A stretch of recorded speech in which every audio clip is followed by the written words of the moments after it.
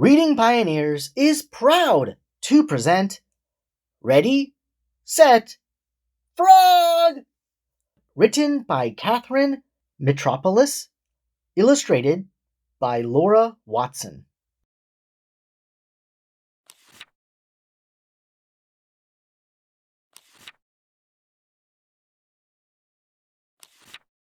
Frogathan Spots, Frog for short, loved living on Harmony Lane. He loved creating new games to play with his neighbors. He loved building obstacle courses. And most of all, he loved challenges. Well, would you look at that? Frog's mom said one morning. Harmony Lane is hosting a neighborhood fair next week. And there will be an obstacle course. Frog perked up. An obstacle course? Really? I should practice. And before his mother could say another word, Frog went off to do just that. Frog gathered every stone he could find in the backyard. Then, one by one, he piled them into a tall mountain. Soon, Frog was ready to jump. Ready, set, frog!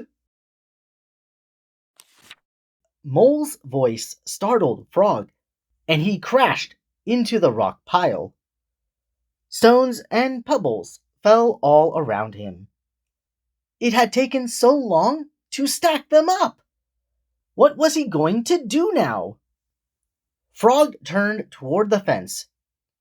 Is everything okay, Mole? I'm making apple pie, and I'm one apple short. Could you please hop to the top of my tree and get an apple for me? Frog really wanted to rebuild the mountain so he could practice, but his friend needed his help. That was more important than a contest, wasn't it? Frog took a deep breath. He focused his eyes on the tallest branch, then bent his knees. His feet pushed off, and he soared into the air. The wind whipped his face as he glided up, up, up. Even if he wasn't practicing, he did love hopping. Frog hopped this way and that, searching for the perfect apple. Then he saw it, the brightest, plumpest apple on the whole tree. Thank you, Frog. I'll be sure to bring you a slice when the pie is done. The next morning, Frog went back outside to practice. Today is the day! He cheered!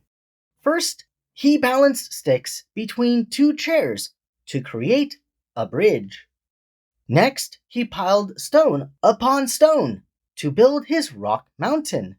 Ready, set, Frog! Frog lost his balance and tipped into his obstacle. Down went the chair, and down went his bridge. Giraffe's long neck craned over the fence. Frog, could you help me put on my hat? It's awfully sunny this morning. Frog's cheeks burned. He had worked so hard on his bridge, and now the sticks were all over the yard. Nothing was going his way. But his friend needed his help. Giraffe's long neck swayed back and forth. Frog balanced as he moved her hat this way and that.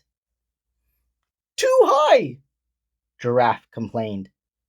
Too low, too high again. The sun is in my eyes. Wait, now I can't see anything. At last, Giraffe was happy. Thanks, Frog. That's just right. On the way home from school, Frog wanted to practice jumping from stone to stone. Ready, set, Frog! Looking around, he spotted Kitten across the pond. Help, Frog! I was playing on the lily pads, and I got stuck over here. Frog still needed to rebuild his obstacle course so he could practice before it got dark. Hopping to the other side of the pond and back would take forever. Frog looked all around to see if anyone else could help, but it was just him. So he hopped from lily pad to lily pad until he reached Kitten. That night, Frog pushed his food sadly around his plate. Mom, I don't want to enter the contest anymore.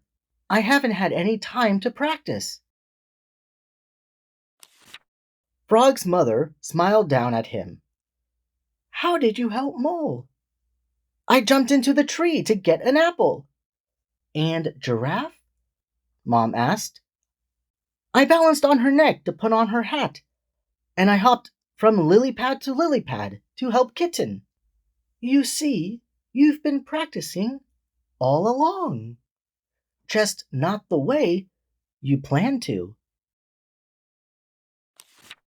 It was kind of you to help your friends, but remember, it's okay to say no sometimes.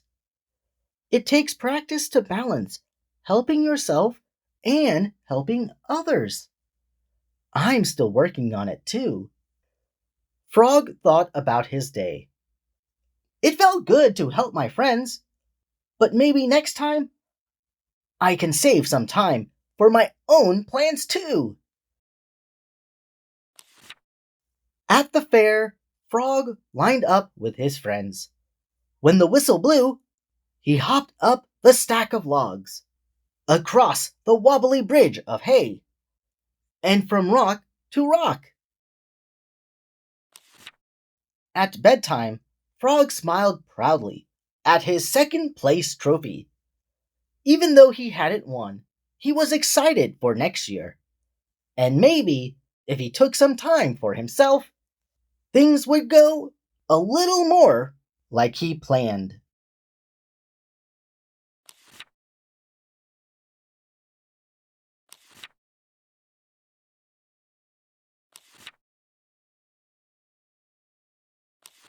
Thank you, Pioneers, for reading with us today to the book Ready, Set, Frog by Katharine Mitropoulos. I think this book introduces a very important life skill of balancing time with others and self-care without being seen as selfish. It's a difficult lesson, but applaud the author for writing this idea in such a fun and adventurous way. If you enjoyed this story, please support Katharine by visiting Amazon, where you can purchase Ready, Set, Frog as a Kindle ebook or hard copy for yourself and a loved one.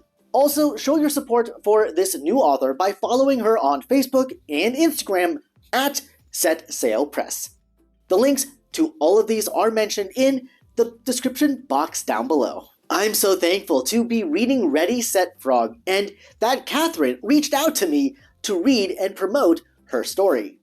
If you have a book you'd like to be read on this channel, please send me an email, contact@readingpioneers.com, so we can turn it into the next read aloud. Also, it would really help this channel if you liked the video, share with your friends and family, and, of course, subscribe to stay updated with future read alouds coming soon. Unfortunately, this is the end of the video. While waiting for the next upload, remember to visit Amazon to purchase Ready, Set, Frog, and come back here for more children's book read alouds. Thanks again, readers, for joining us today, and until next time, I hope you all have an amazing day. Bye-bye.